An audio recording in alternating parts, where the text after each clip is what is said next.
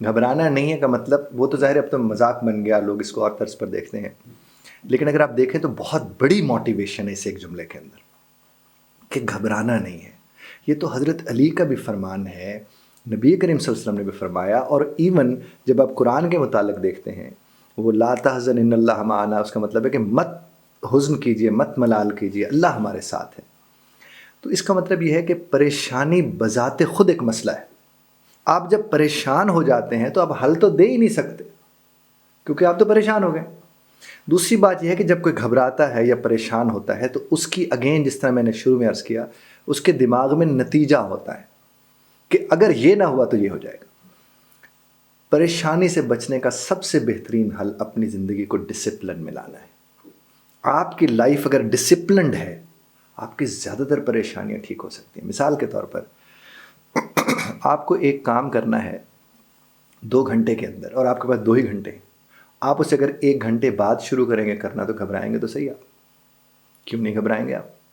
اسی طرح آپ کو کسی منزل پر پہنچنا ہے 4 دنوں کے اندر، اور 4 دنوں کا ہی سفر ہے اور آپ 2 دن بعد گھر سے نکلیں، گھبرائیں گے تو صحیح آپ؟ پریشان تو آپ ہوں گے۔ جتنی بھی ڈیڈ لائنز آپ لوگوں کو ملتی ہیں، اگر ہم ڈیڈ لائنز کو آپ میٹ نہیں کرتے، گھبرائیں گے تو صحیح آپ۔ تو گھبراتا یا پریشان ہوتا کون ہے؟ جو تیار نہیں ہوتا یا تیاری کر نہیں رہا ہوتا۔ اب دیکھیے ایک بچے کو کہا گیا بھی پورا سال تم نے پڑھنا ہے اور تم نے پیپر دینے، اب وہ جب سارا سال ڈسپلن ہی نہیں ہے، پڑھے گا ہی نہیں، محنت ہی نہیں کرے گا، اور آخری ہفتے میں اس کے ماں باپ اسے کہیں گے کہ یار پلیز پاس ہو جانا، اب اس کے پاس 2 چیزیں رہ جائیں گی، یا تو وہ کورونا کے لیے دعائیں کرے گا یا پھر وہی کہ گھبرا جائے گا، وہ پریشان ہو جائے گا کہ اب میں کہاں سے کروں، کہاں پورے 365 دن کا کام میں 15 دنوں میں کر لوں، وہ یقیناً گھبرا جائے گا۔ تو گھبرانا حل ہے ہی نہیں۔ میں آپ کو بتاؤں کہ جب پولیس والے راستے میں کسی کو پکڑتے ہیں نا تو ان کو دیکھ کے ویسے لوگ ڈر جاتے ہیں، پکڑتے ہیں تو سب سے پہلے وہ آ کے آپ کے دل کے اوپر ہاتھ رکھتے ہیں، کہتے ہیں اوے یہ دھڑک کیوں رہا ہے اتنا زیادہ؟ چوری کر کے آ رہے ہو؟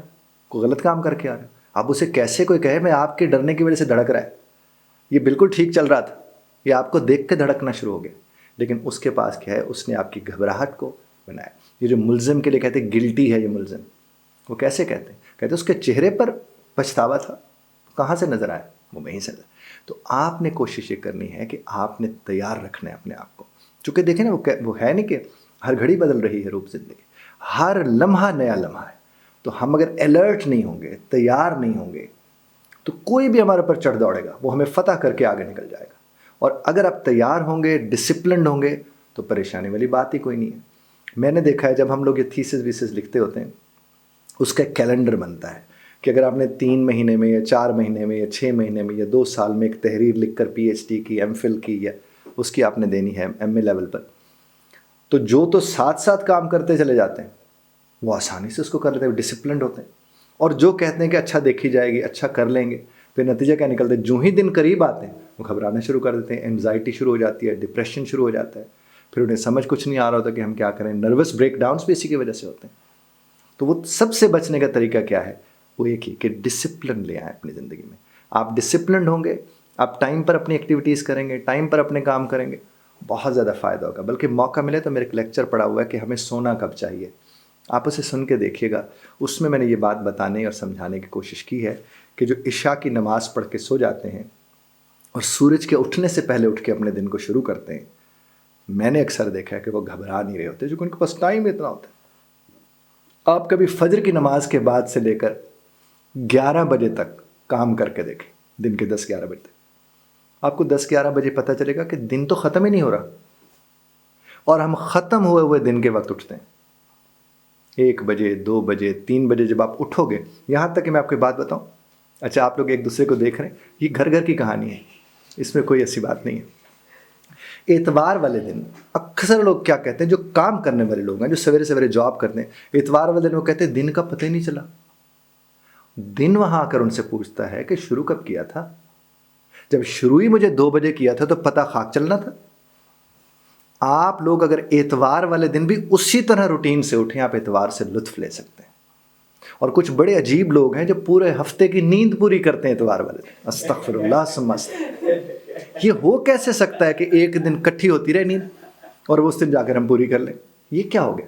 ایسا نہیں ہوتا ہے۔ آپ اتوار والے دن کو تو میں کہتا ہوں فجر کے ساتھ اٹھ کے آپ اسے انجوائے کریں، آپ پارکس میں جا سکتے ہیں، آپ دوستوں کے ساتھ وقت گزار سکتے ہیں، آپ گھوم پھر سکتے ہیں.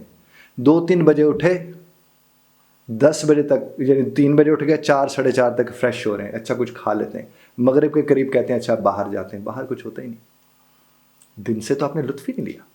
تو جب اس طرح سے آپ چیزوں کو، یہ بھی ڈسپلن میں آتا ہے نا، جب اس طرح آپ اپنی زندگی گزاریں گے کہ جب جو کرنا ہے تب وہ نہیں کرنا ہے، تو پھر گھبرائیں گے.